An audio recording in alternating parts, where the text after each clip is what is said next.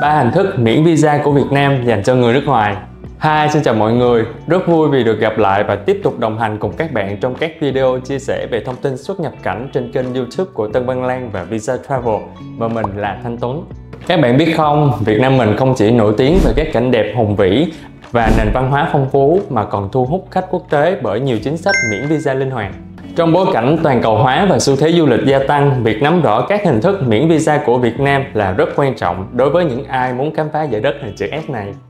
Trong video ngày hôm nay, Tuấn sẽ chia sẻ một khái niệm không mới về miễn visa. Tuy nhiên, nhiều người chưa chắc đã nắm rõ và phân biệt được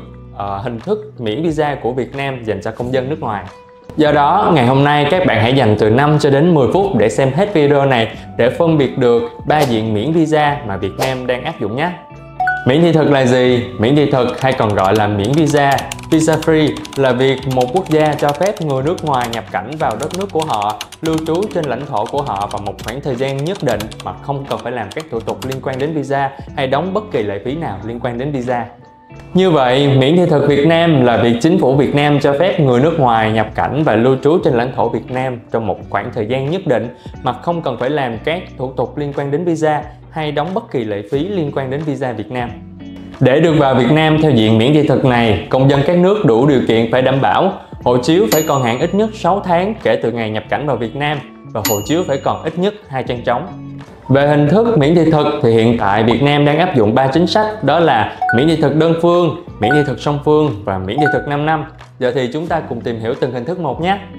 Miễn thị thực đơn phương là gì? Miễn thị thực đơn phương có thể được hiểu là việc Việt Nam miễn thị thực cho công dân của một số quốc gia và không cần quốc gia đó miễn thị thực ngược lại cho công dân Việt Nam theo quy tắc có đi có lại.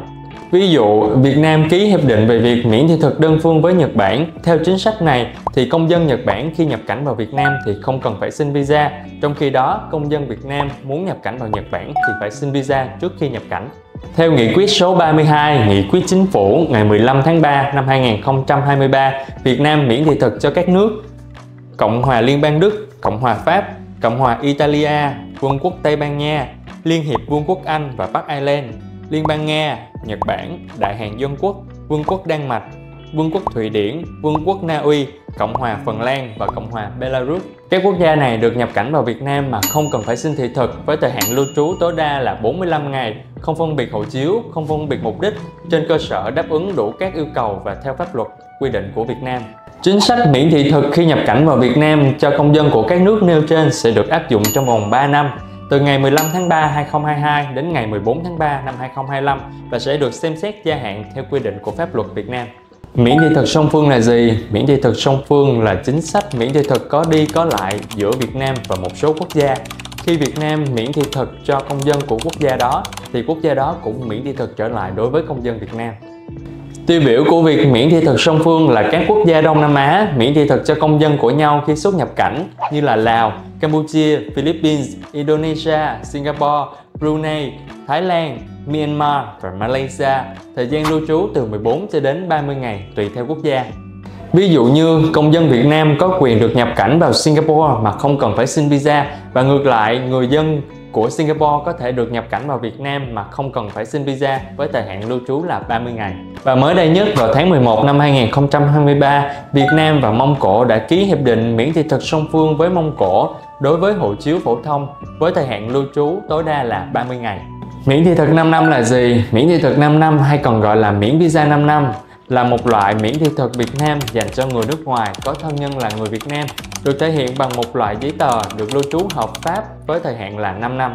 Để được cấp loại miễn thị thực này, người nước ngoài phải chứng minh được mối quan hệ gia đình đối với cha mẹ, con cái, vợ chồng với người Việt Nam. Nếu người nước ngoài nằm trong 4 trường hợp dưới đây thì có thể xin được miễn thị thực 5 năm. Trường hợp 1, người nước ngoài có mối quan hệ thân nhân là bố mẹ, con cái, vợ chồng là người Việt Nam thì phải chứng minh bằng giấy chứng nhận mối quan hệ. Trường hợp 2, người nước ngoài đã từng mang quốc tịch Việt Nam. Trường hợp 3, người nước ngoài chưa đăng ký kết hôn nhưng có con chung với người Việt Nam, trên giấy khai sinh có tên ba và mẹ thì có thể xin cấp được miễn thị thực 5 năm.